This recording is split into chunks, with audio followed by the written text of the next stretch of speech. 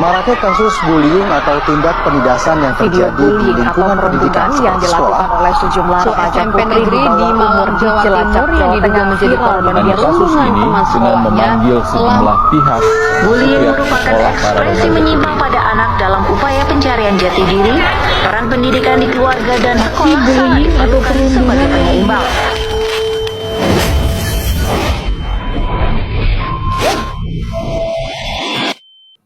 Assalamualaikum warahmatullahi wabarakatuh. Perkenalkan, saya Syifa Elsala Jayadi sebagai pengamat sosial UNJ. Dalam video kali ini, saya akan membahas dan menganalisis sebuah peristiwa sosial yang baru-baru ini viral dan mencerminkan dinamika kekerasan di kalangan remaja, yakni kasus perundungan atau bullying yang terjadi di Blitar, Jawa Timur. Nah, video ini nih bertujuan untuk menelusuri penyebab, dinamika sosial, peran institusi, dan penanganan kekerasan antar remaja dari sudut pandang sosiologi kepemudaan. Oke, langsung aja kita bahas ke intinya.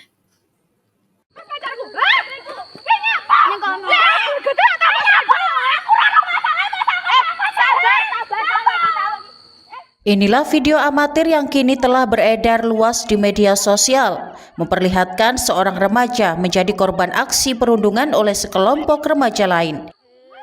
Ia tampak menangis sementara pelaku justru tertawa dan terus melontarkan kalimat kasar ke arah korban. Peristiwa memilukan ini terjadi di kawasan hutan Maliran, Kecamatan Ponggok, Kabupaten Blitar. Usia sekelompok pelaku tersebut diketahui tidak terpaut jauh dari korban. Aksi kekerasan itu terjadi tanpa rasa empati sedikit pun. Pelaku sempat mendorong, mencengkram kerah baju hingga menarik rambut korban. Korban sempat berteriak dan menangis namun tidak dihiraukan. Aksi tersebut terus dilakukan. Kasih Humas Polres Blitar Kota Ibtu Samsul Anwar menjelaskan, berawal dari viralnya video perundungan ini, pihak kepolisian berusaha melacak nomor kendaraan bermotor yang digunakan korban dalam video. Setelah berhasil melacak, pihak kepolisian mendatangi rumah korban. Namun setelah dijelaskan, orang tua tidak mengetahui hal tersebut. Pihak kepolisian lantas menunjukkan video amatir yang beredar dan meminta orang tua korban untuk membuat laporan ke Polres Blitar Kota. Nah, pada kasus ini mencuat pada akhir April 2025, sebuah video yang menunjukkan seorang remaja perempuan berbaju merah dijambak oleh 3 orang temannya tersebar luas di media sosial seperti Facebook. Kejadian tersebut diduga berlangsung di sekitar Alas Maliran, Kecamatan Ponggok, Kabupaten Blitar.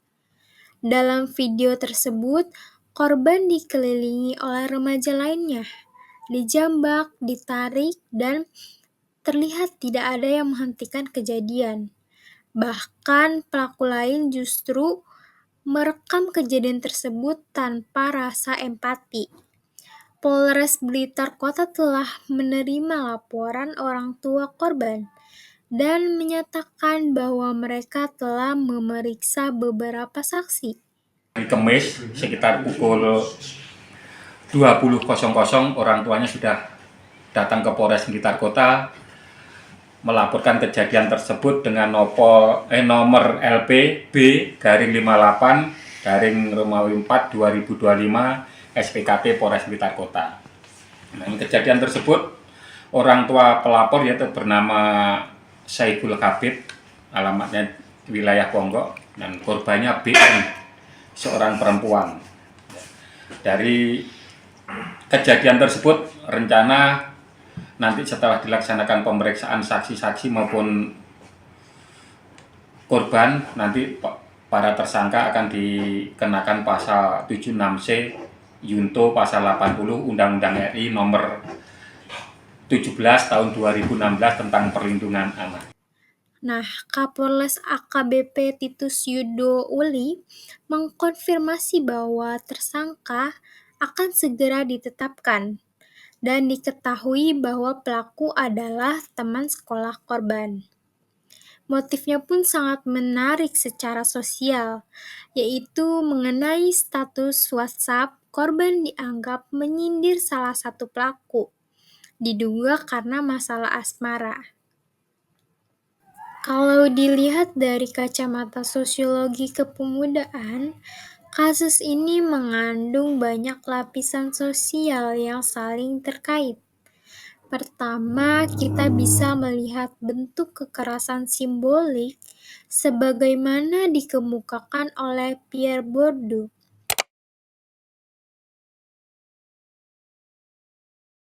Pelaku menggunakan kekerasan fisik untuk mempertahankan posisi dominan dalam relasi sosial mereka. Meski hanya berdasarkan asumsi sindiran di WhatsApp. Kemudian yang kedua ada tekanan kelompok sebaya atau peer pressure.